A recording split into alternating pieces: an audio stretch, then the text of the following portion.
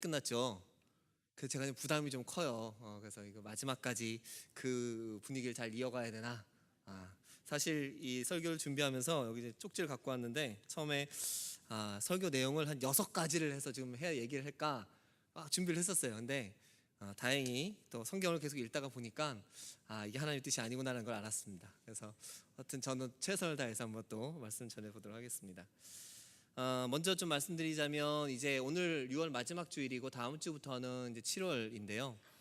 이제 7월이 되면은 뭐가 있어요?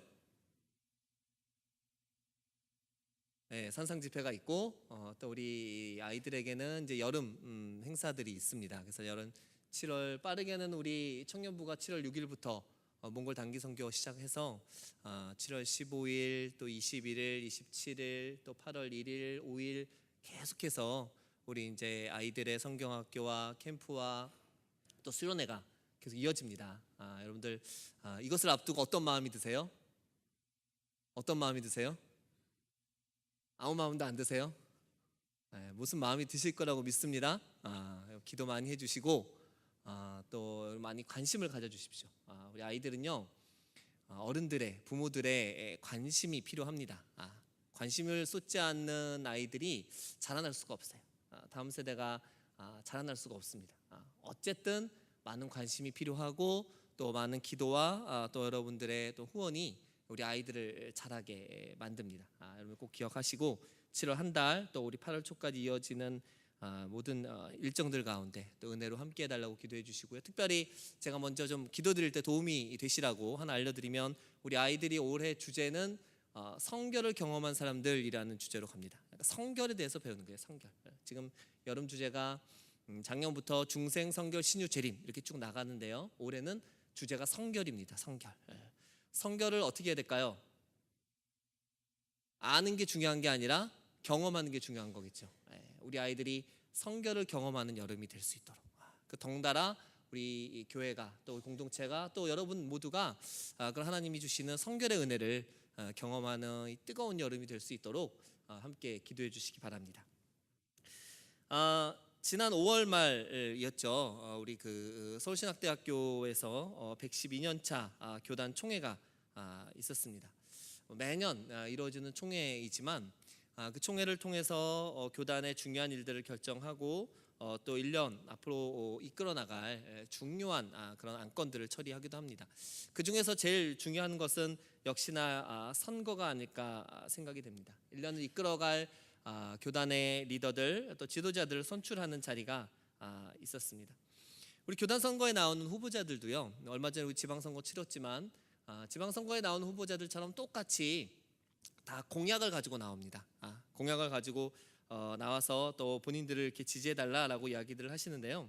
이렇게 이제 그 나온 공약들을 이렇게 좀 이렇게 슬쩍슬쩍 봤는데요. 보다 보니까 아무래도 제 관심사에 있는 부분들이 제일 먼저 눈에 들어오더라고요. 여러 후보들 가운데 그래도 대많은 후보들이 공통적으로 강조하는 공약 가운데 한 가지가 다음 세대를 살리겠습니다 라는 그런 공약이 꼭 들어가 있습니다. 아마 이거는 이전에도 그랬고 지금도 그렇고 앞으로도 계속 나올 그런 단골 공약이라고 보는데요. 어쨌든 많은 분들이 이것을 위해서 교단 내에서 전문가를 세우고 또 교단과 총회적인 관심을 가지고 또 여러 가지 다방면에서 노력하겠다라는 그런 약속과 그런 관심들을 표하였고 또 그것에 개인적으로도 감사하게 생각을 합니다. 그런데 말입니다. 그러한 관심과 그러한 노력들 그것으로 이 문제를 해결할 수 있을까라는 생각이 좀 들었습니다. 이것은 쉽게 풀리지 않는 문제이고 분명 어렵고 힘든 문제다라는 것을 사실 우리 모두가 잘 알고 있습니다. 사실 몇 마디의 말과 그런 글로써 그리고 아직 이행되지 않은 그런 약속들 그리고 또 앞으로 이행되어질 그 일들이 얼마나 이 문제를 해결하는데 다음 세대를 세우고 살리는데 얼마나 많은 영향을 끼칠지 또 끼쳐왔는지 정말 영향을 줄지 사실 아무도 뭐다라고 정확하게 말할 수 없다라는 거죠. 더 큰 문제는 그런 많은 공약과 그런 약속과 그런 어떤 노력들이 있지만 그러나 여전히 아이들의 숫자는 줄어들고 있다는 사실이에요. 국가에서 공지한 지표를 한번 먼저 살펴보니까요. 이거 물리적인 그런 숫자겠죠. 만 18세 미만의 아동 인구가 1970년대에 우리나라에 정점을 찍었다 그래요. 저도 이때 태어났는데 이때 당시에 태어난 그 아동 인구, 18세 미만의 아동 인구가요 약 1,600만이었다고 합니다. 전체 인구의 49%래요. 절반 가까이가 아이들이었다는 얘기죠. 그런데 이 인구가 점점 줄어들더니만 2010년대 이후에는 처음으로 900만 명대에 들어왔다고 합니다. 그리고 또 2016년 기록에 의하면 현재 870만 명. 이게 퍼센테이지로 환산을 하니까 아까 70년대는 전체 인구의 49%였지 않습니까? 근데 이 2016년에는 전체 인구의 17%라고 합니다. 그러니까 5분의 1이 안 되는 숫자라는 거예요. 만 18세까지. 그러니까 지금 따지면 고등학생까지의 인구가 전체 인구의 5분의 1이 안 된다라고 이야기를 합니다. 최근 5년 동안 약 120만 명 정도의 수가 줄었다라고 이야기를 합니다. 우리 교단도 뭐 크게 다르지 않은 것 같은데요. 이 어린이 청소년의 수가 10년 전보다 한 2만 명 정도. 그러니까 10년 전에는 10만 명 정도였다면 지금은 8만 명대로 그 사이에 2만 명 정도가 뚝 떨어졌습니다. 그리고 점점 그 숫자는 떨어질 것이다, 또 떨어지고 있다라고 계속 보고가 되고 있어요. 지난 주간에 저희 서울중앙지방회 교회학교 연합회에서 여름성경학교 강습회를 했어요. 그래서 저희 옆에 있는 다른 교회에서 강습회를 해서 저희가 다 그 교회 가서 같이 강의를 듣고 그리고 왔는데 저는 이제 가서 뭐 딱히 제가 들을 강의는 없어요. 그래서 밖에 있는 교단 우리 지방의 장로님들, 집사님들 또 목사님들 만나서 이제 슬쩍슬쩍 이제 엿보는 거죠. 다른 교회는 어떻게 돼가고 있나 이렇게 좀 정탐도 좀 하고 좋은 거 있으면 좀 배워오고 그러고 있는데 그 얘기를 들으면서 가슴이 좀 아팠어요. 우리 교회, 그러니까는 서울중앙지방회에서 크다고 하는 교회가 몇 교회가들이 있어요. 저희 교회와 함께 몇 교회가 있는데 그 교회에서 지금 이루어지고 있는 교회학교 아이들의 이야기를 들으니까 너무 가슴이 아픈 거예요. 큰 교회임에도 불구하고 또 이전에 큰 교회였고 지금도 큰 교회임에도 불구하고 교회학교의 아이들의 숫자가요 어떤 교회는 100명을 넘지 않는데요.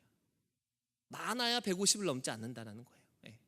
심지어 그 교회 중에 한 교회는 중학생 아이들이요 10명 나온답니다.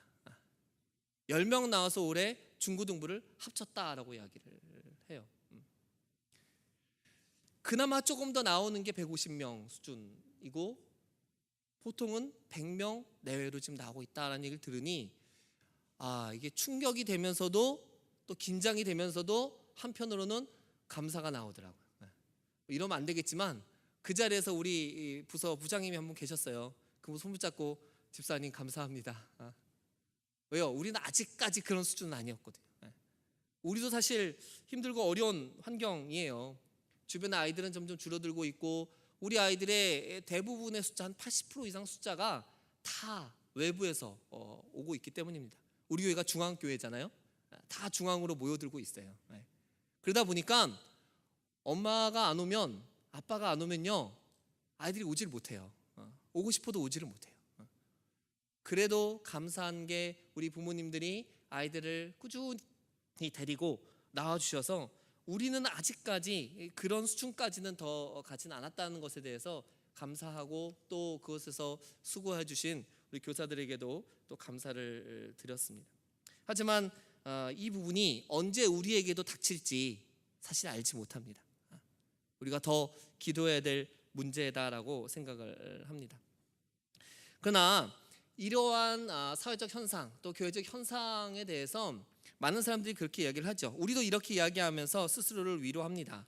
출생률이 줄어들고 있습니다. 그로 말미암아서 학령 인구가 감소하고 있습니다. 그리고 결혼을 하지 않는 미혼 인구들이 점점 늘고 있습니다. 이런 걸로 우리가 스스로를 위로해 봅니다. 그런데 또 이런 통계도 있어요. 우리 교단보다 훨씬 큰 장로교단에서 조사를 했던 것인데 장로교단도 어린이들 청소년의 숫자들이 우리보다 더 많은 숫자가 지금 떨어지고 있어요. 그런데 희한한 건 희한한 건 몇 년, 10여 년 동안에 영아부와 유아부는 줄지 않는다는 거예요. 다시 말하면 그래도 애들은 계속 낳고 있다는 얘기예요. 네. 낳고 있는 아이들의 숫자는 떨어지지 않고 있다라는 사실인 겁니다. 그럼 뭐예요? 절대적으로 출산율이 떨어지는 것이 교회의 아이들이 줄어드는 것과 직접적인 상관은 없다. 아니 조금 있을지 몰라도 직접적인 영향은 없다라고 말할 수 있다라는 거죠. 뒤집어 생각하면 뭐예요? 그 위에 아이들이 성장하는 동안에 초등학교 들어가고 중학교 들어가고 고등학교 들어가고 대학교 들어가나 사회에 갈 때 어떻게 돼요? 아이들이 점점 사라지고 있다는 거예요. 매년 연말마다 영화를 한 편씩 찍고 있어요. 아이가 줄었어요. 아이들이 줄었어요. 아이들이 성장하는 과정 가운데 우리 아이들이 사라지고 있다는 얘기예요.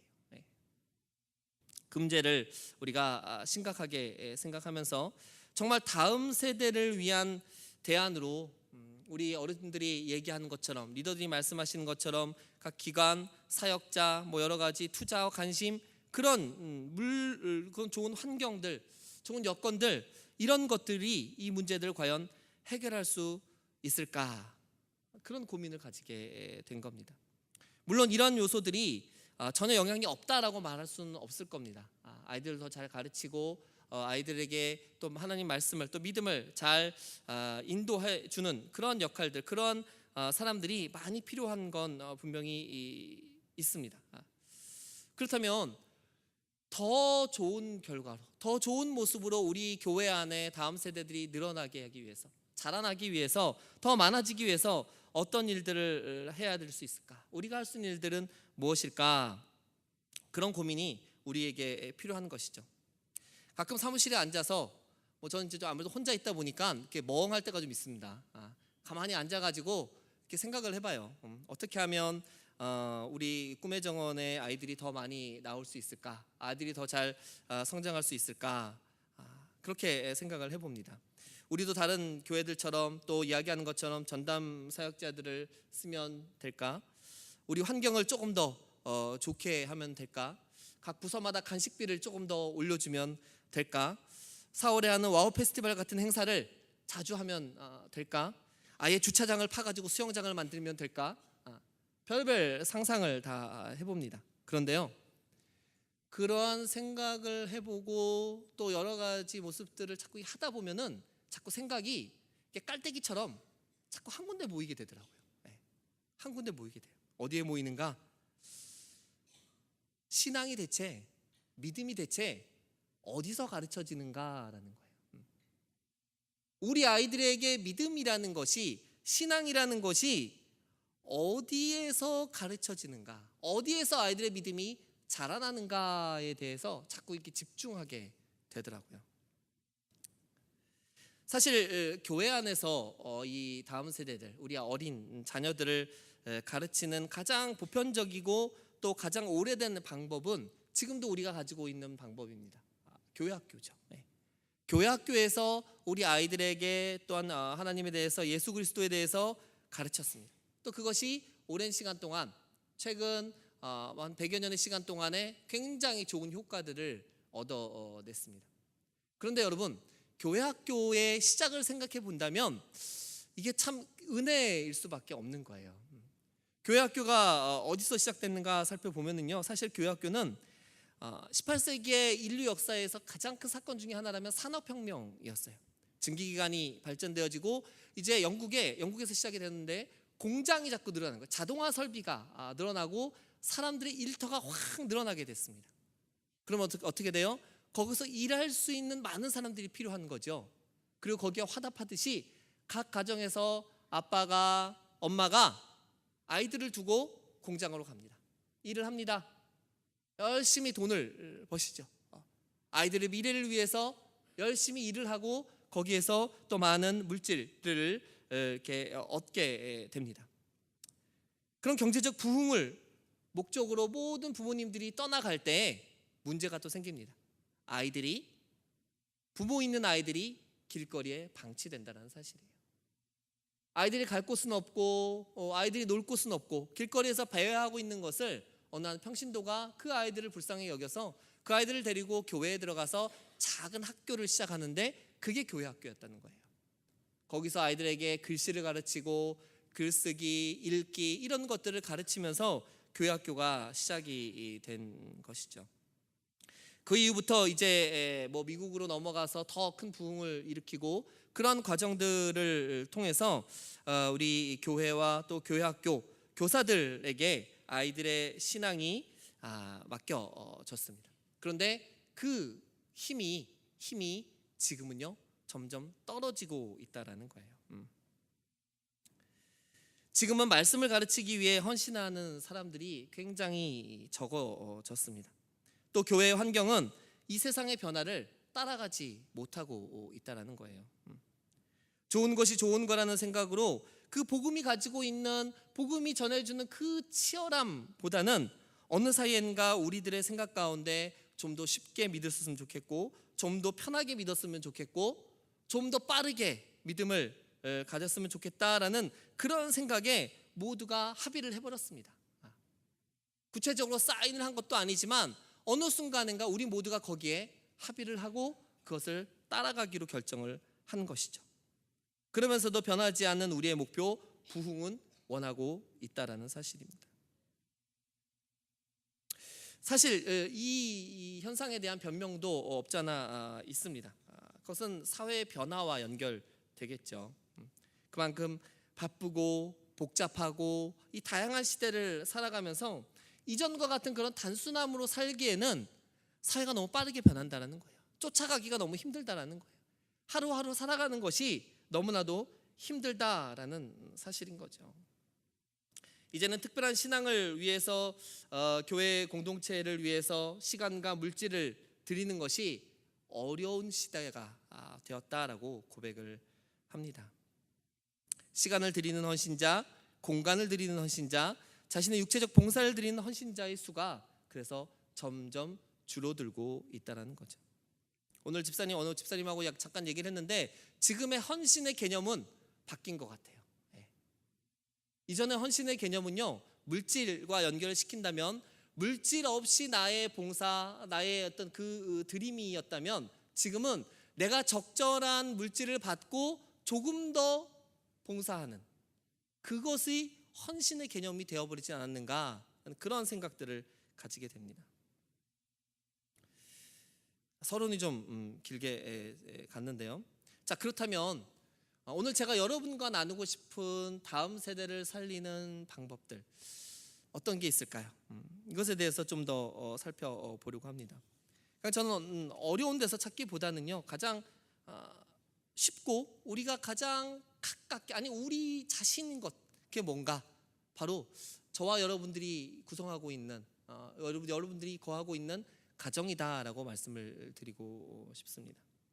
다음 세대를 살리는 중요한 방법 중에 한 가지는 우리의 가정이 여러분의 가정이 온전한 믿음으로 붙들려져야 되고 세워져야 된다라고 말씀을 드리고 싶은 거죠. 아이들이 믿음을 배우는 것, 다음 세대가 신앙이 자라는 곳은요 다른 곳이 아니라 어떤 단체가 아니라 어느 한 부서가 아니라 바로 여러분의 가정이다라는 사실입니다. 믿음에 근거한 온전한 가정을 세우는 것 이게 우리의 목표인 줄 믿습니다. 그렇다면 믿음은 뭡니까? 오늘 우리가 읽은 본문을 잠깐 살펴보면요 오늘 본문은 여호수아가 이제 이스라엘의 가나안 땅 정복 전쟁을 마무리하면서 마지막으로 여호수아가 모든 족속들을 세겜에 모아놓고 이제 그들에게 하는 마지막 권면이고 동시에 하나님의 명령이기도 합니다. 여호수아가 40세 때 가나안 땅에 대한 약속을 받고 그리고 그 40년 동안 80년 동안 노장으로서 맨 앞에 서서 이스라엘을 이끌고 결국 가나안을 정복하고 그리고 항상 하나님 편에 서서 그리고 하나님의 명령대로 그는 달려왔습니다. 그런 그가 가지고 있었던 그가 사람들을 이끌 수 있었던 믿음 그가 가지고 있었던 하나님에 대한 믿음은 과연 무엇이었을까요? 우리 읽지 않았지만 13절에 그 답이 있는 것 같습니다. 13절 한번 여러분 성경책 보시고 같이 한번 읽어보도록 하겠습니다. 13절입니다. 내가 또 너희가 수고하지 아니한 땅과 너희가 건설하지 아니한 성읍들을 너희에게 주었더니 너희가 그 가운데 거주하며 너희는 또 너희가 심지 아니한 포도원과 감람원의 열매를 먹는다 하셨느니라. 하나님을 향한 여호수아의 믿음은 우리가 수고하지 않은 땅에 대한 하나님의 보상이었다는 거죠. 그들이 열심히 피를 흘리고 정복 전쟁을 하고 그들의 수고와 노고에 대한 대가로서 받은 것이 아니라, 그들의 그런 노력에 의한 대가가 아니라 하나님이 주시는 그 약속은 너희에게 거저주겠다라는, 너희가 수고하지 않은 그 땅을, 너희가 건설하지 않은 그 땅을, 너희가 수고하지 않은 그 열매를 먹게 하겠다라는 그 하나님의 약속을 믿는 믿음이었다라는 거죠. 그에게는 그 정복전쟁의 기간 동안에 이 믿음으로 달려올 수 있었고, 이렇게 하나님을 온전히 믿고 신뢰하는 것이 그의 믿음이었고 그를 지탱해주는 가장 큰 힘이었다라고 말할 수가 있습니다. 이에 여호수아가 확신에 차서 14절에 이어서 이야기를 합니다. 그러므로 이제는 여호와를 경외하며 온전함과 진실함으로 그를 섬기라. 너희의 조상들이 강 저쪽과 애굽에서 섬기던 신들을 치워버리고 여호와만 섬기라. 너무나도 단호하게 여호수아는 외칩니다. 여호와만 섬기라. 전 이 구절이 각 가정을 이루는 부모 세대들, 부모들, 그리고 그 가정의 가장들이 가져야 된 가장 중요한 믿음이라고 봅니다. 여호와만 섬겨라. 여호와도 섬겨라가 아니라 여호와만 섬기라라는 겁니다. 이것은 그 가정이 가지고 있는, 부모가 가지고 있는 분명하고도 확고한 외침이고 선포인 것이죠. 너희가 가졌던 모든 이방신들을 다 치워버려라. 여호와를 섬기기 위해서는 너희의 그 치움이 필요하다, 비움이 필요하다. 너희가 하나님 앞에 온전하고 거룩하게 성결하게 세워지는 것이 필요하다. 그리고 여호와만 섬겨라. 가장 많이 듣는 이야기이지만, 그러나 우리 가운데 우리의 믿음을 가장 많이 약한 부분이 바로 이 부분이 아닌가 생각합니다.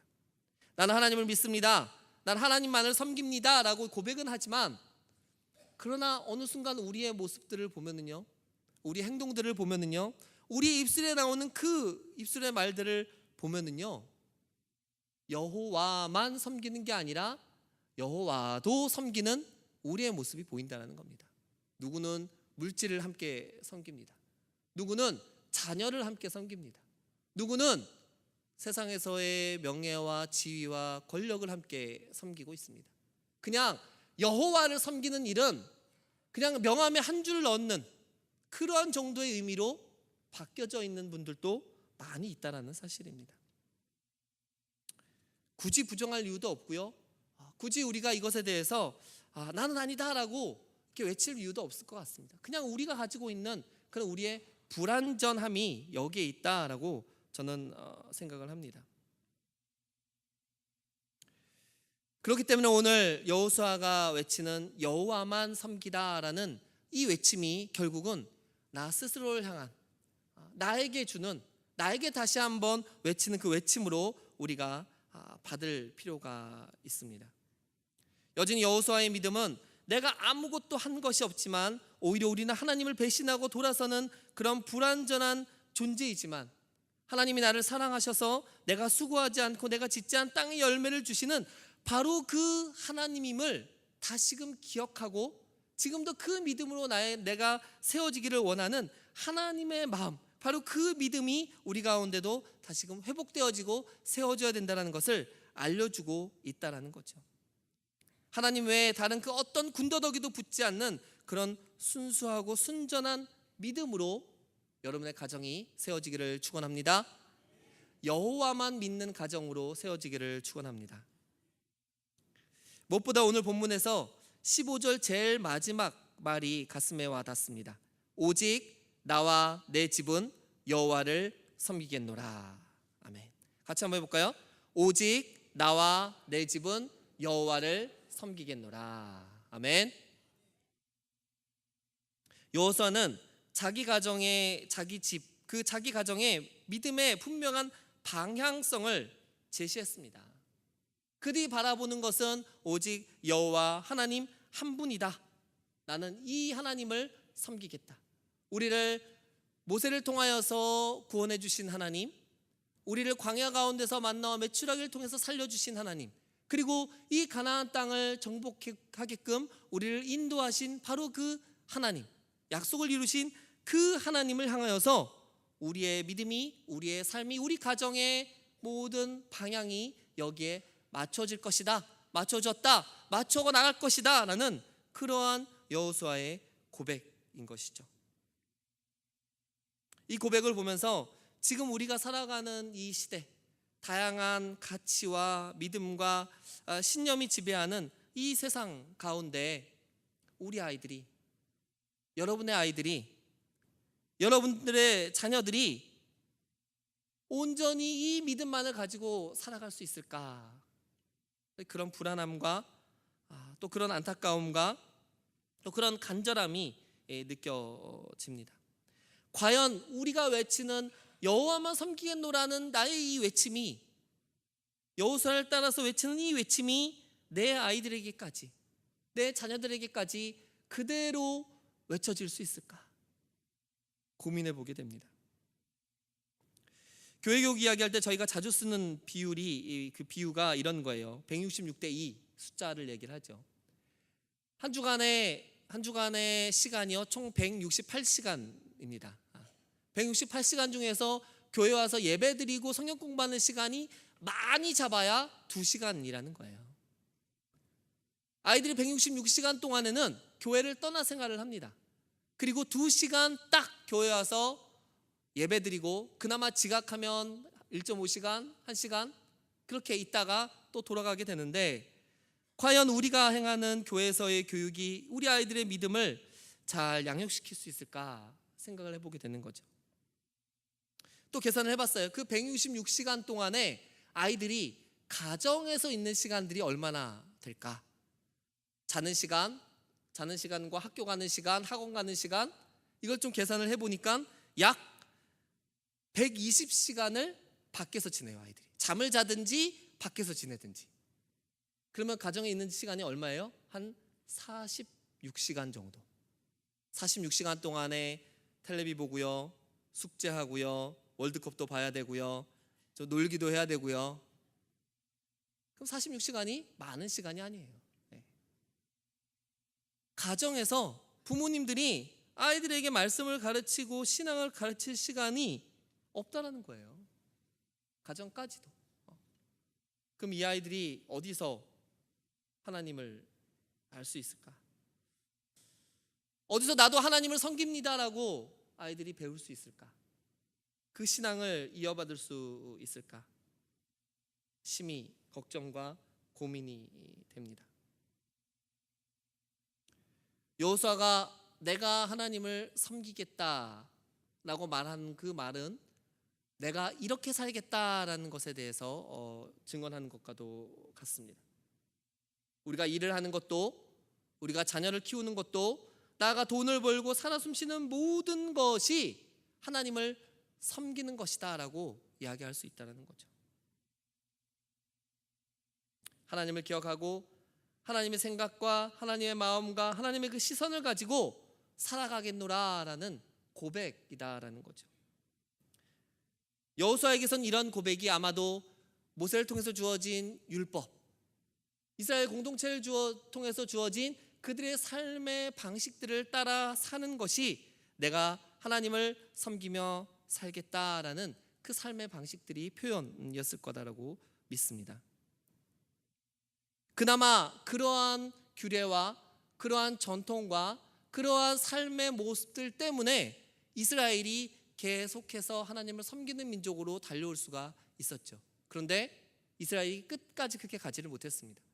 어느 순간인가 그 가르침이 끊어졌을 때, 그 삶의 모습들이 사라졌을 때 그들은 하나님을 버립니다. 자막을 준비하지 않았는데 제가 읽어드릴게요. 사사기 2장 10절에 보면 여러분 잘 아시는 이런 말씀이 나옵니다. 그 세대의 사람도, 여호수아가 죽은 후입니다. 그 세대의 사람도 다 그 조상들에게로 돌아갔고 그 후에 일어난 다른 세대는 여호와를 알지 못하며 여호와께서 이스라엘을 위하여 행하신 일도 알지 못하였더라. 그렇게 하나님을 섬기겠노라, 섬기며 살겠노라라고 고백하고 살아왔지만 그러나 그들의 삶의 모습 속에서 제대로 가르쳐지지 않고, 그리고 다음 세대들을 향하여 하나님에 대한 이야기들이 끊어졌을 때 어떤 결과가 나옵니까? 하나님을 잊어버리게 된다는 겁니다. 이 구절 이후에 11절부터 나오는 장면들을 보면은요, 바로 이스라엘이 하나님을 버리는 장면이 나옵니다. 하나님을 버리고 바알 신에게로 갑니다. 바알을 섬깁니다. 이렇게 이스라엘은 하나님을 잊어버릴 때 단호하게 나는 모릅니다라고 이야기하고 하나님을 떠나간다라는 겁니다. 아니, 떠나가는 게 아니죠. 하나님을 버리는 겁니다. 우리의 자녀가 이렇게 되지 않으리라는 법을 없겠죠. 언제 여러분의 자녀가, 우리의 자녀가, 우리 다음 세대가 이렇게 될지 알지 못합니다. 우리가 기도하지 않을 때, 우리가 가르치지 않을 때, 우리가 하나님에 대해서 이야기하지 않을 때, 그때 우리 아이들이 하나님을 버리게 됩니다. 세상의 많은 가치들이 그 아이들을 붙잡고 있을 때 이 아이들이 하나님을 버리게 됩니다. 힘들죠. 나도 살기 힘든데, 나 하나 믿음 가지고 살기 힘든데 내가 어떻게 그것까지 다 신경을 씁니까? 하나님 좀 도와주십시오. 이렇게 얘기할 수도 있을 겁니다. 하나님 정말 나한테 왜 이런 고통을 주십니까? 나에게 이런 고난을 주십니까? 나에게 이런 삶이 이렇게 팍팍하게 만드십니까? 이렇게 얘기할 때 우리는 어느 순간 우리 자녀들에 대한 믿음의 교육들을 포기하게 됩니다. 그런데 중요한 것은요, 이럴 때에도 하나님을 붙잡아야 된다는 겁니다. 힘들 때 더욱 내가 하나님을 믿고 하나님을 섬깁니다라고 고백해야 된다는 겁니다. 어제 어느 축구 해설자가 이런 얘기를 했다 그래요. 월드컵 중인데 그 축구 해설자가 이런 이야기를 했다 그래요. 지저분하게라도 이기면 됩니다. 무조건 이겨야 된다는 얘기겠죠. 지저분하게라도 이기는 게 중요하다라고 이야기를 하는 거예요. 저는 이 이야기를 들으면서 이렇게 적용을 시켜봤으면 좋겠어요. 우리의 모습이 어떻든 간에, 우리의 삶의 고난이 어떤 일들이 생기든 간에, 어떤 어려움이 생기든 간에 하나님을 붙잡아야 된다. 하나님만 붙잡아야 된다. 하나님을 놓지 않기를 소원합니다.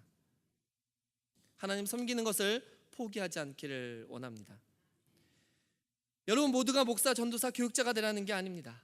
그냥 지금 그 모습 그대로, 힘들면 힘든 대로, 즐거우면 즐거움대로, 지금 저 존재의 밑바닥 가운데 가슴을 치며 울고 있으면 울고 있는 그 모습대로 하나님을 붙드시기 바랍니다. 하나님 내 손에 잡히지 않을지라도 하나님을 바라보시기 바랍니다. 그 모습을 통해서, 여러분의 그런 고백들을 통해서, 여러분의 그 모습 속에서 아이들이 신앙을 배우게 될 것입니다. 하나님의 존재를 인지하게 될 것이고 하나님을 조금씩 알아가게 된다라는 것입니다. 이 믿음과 이러한 방향성이 곧 우리의 가정 안에서 전수되어져야 됩니다. 교회 공동체는 이러한 것들을 가정과 함께 돕고 다음 세대를 도와갈 것입니다. 자녀들에게 여러분의 믿음을 이야기해 주시기를 바랍니다. 하나님을, 여러분이 만난 하나님을 이야기해 주시기 바랍니다. 가정을 통해서 교회 공동체를, 그러니까 가정과 교회 공동체가 전달하는 그 믿음이 우리 다음 세대의 미래를 결정하는 데 많은 영향을 줍니다. 혹 누군가는 더 하나님을 붙들게 될 것이고, 혹 누군가는 더 하나님을 모르고 떠나가게 될 것입니다. 여러분이 외치는 그 기도의 소리를 여러분의 자녀들이 듣게 될 겁니다. 여러분이 하나님을 향하여서, 여러분이 믿는 자들을 향하여서, 세상을 향하여서 하는 여러분의 행동들을 자녀들이 그대로 따라할 것입니다. 대체 넌 누굴 닮아서 이러니? 누굴 닮겠습니까? 다 여러분 닮았습니다. 여러분의 귀한 믿음을 닮아가는 자녀들 되기를 소원합니다. 여러분의 입술을 통해서, 여러분의 삶을 통해서 하나님이 누구인지, 믿음이 어떤 것인지 우리 아이들이 배웠으면 좋겠습니다. 교회 2시간의 신앙교육이 아니라 일상의 교육을 통해서 하나님을 알아갔으면 좋겠습니다. 아브라함은 분명 이삭에게 살아계신 하나님을 이야기했을 것입니다. 심지어 이삭을 바치면서까지 하나님의 존재와 하나님의 그 전능하심을 보여주었습니다. 또 그것을 배운 이삭이 야곱에게 그의 믿음을, 그의 신앙을 보여주었죠. 이스라엘의 아버지는 그 아들들에게, 어머니는 그 딸들에게 하나님을 이야기합니다. 그것이 이어져서 오늘날까지 이스라엘은 여전히 하나님에 대한 믿음, 그들의 율법적인 삶을 통하여서 비록 한쪽으로 치우쳐졌지만 그러나 하나님에 대한 그 신앙들이 지금까지 이어지고 있는 줄 믿습니다.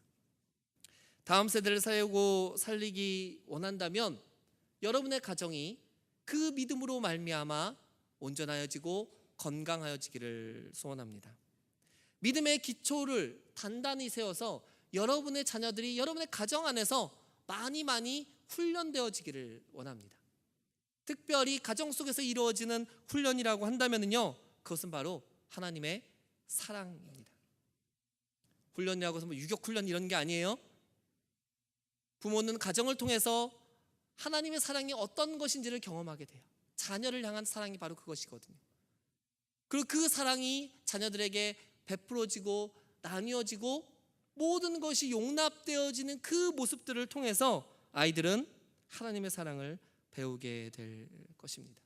가정은 하나님이 세우셨고 가정을 통해서 하나님의 크고 넓은 사랑이 경험되도록 만들어 주셨어요. 아이들에게서는 최고의 훈련소가 바로 가정이다라는 겁니다. 그 사랑을 통해 하나님을 경험하게 될 것이고 하나님을 알게 될 것이고 그리고 하나님을 향해 살겠노라 고백과 결단들이 나오게 될 줄 믿습니다. 여러분, 우리의 가정들을 위해서 같이 기도했으면 좋겠어요. 우리가 다음 세대를 살리고 우리의 자녀들이 온전하게 세워지고 이 막 수많은 생각과 가치 가운데 우리 아이들이 잘 자라기 위해서는 여전히 우리의 가정이 잘 세워져야 됩니다. 믿음 안에서 잘 세워져야 됩니다. 하나님을 믿는 믿음 안에서 온전하게 세워져야 되는 줄 믿습니다. 그 일에 최선봉의 부모인 여러분들이 서 계십니다. 조부모인 여러분들이 서 계십니다. 여러분 내뱉는 그 말 한마디 한마디가 우리 아이들의 믿음을 형성하는 줄 믿습니다. 우리가 살아가는 그 삶의 모습들이 믿음에 합당한 삶으로, 합당한 언어로, 합당한 행동으로 드러나게 될 때 우리 아이들의 모습이 건강함으로 세워지는 줄 믿습니다. 내 기준으로 따라서 하나님의 말씀을 갖다 붙이는 것이 아니라 하나님의 말씀을 기준으로 우리의 삶이 거기에 붙여가는, 따라가는 그런 삶이 되기를 소원합니다. 지금 우리 교회 가운데 260여 명, 또 많으면 한 300여 명까지의 아이들이 나오고 있습니다. 이 아이들의 믿음이, 이 아이들의 성장이 바로 부모들 손에 달려 있습니다. 물론 함께하는 우리 교회와 또 여러 공동체 손에 달려 있죠. 우리 이 아이들 모두가 하나님께서 원하시는 귀하고 복된 하나님의 자녀로 세워지기를 소원합니다. 한 명도 떠나가는 나이 없이 하나님 안에서, 믿음 안에서 온전하게 세워지기를 소원합니다. 우리 이 시간 함께 기도할 때 제가 얼굴도 모르는 아이들 위해서 기도하라고 말씀드리진 않겠습니다. 여러분들의 자녀들, 여러분의 손주들 많이 있으시죠? 손주가 많으신 분들도 이름을 좀 불러가면서 기도해 보셨으면 좋겠어요. 하나님, 우리 아이들이 믿음 안에서 잘 자랐으면 좋겠습니다. 내가 먼저 고백하기 원합니다. 나는 오직 하나님만 섬기겠습니다. 다른 게 아니라 세상의 욕심과 세상의 물질이 아니라 하나님만 섬기는 살아갈 수 있는 부모가 되게 해주십시오. 할아버지가 되게 해주십시오. 할머니가 되게 해주십시오. 내 모습을 통해 우리 아이들이 하나님을 알아가기 원하고 내 아이가 하나님 안에서 건강하게 자라가기를 소원합니다.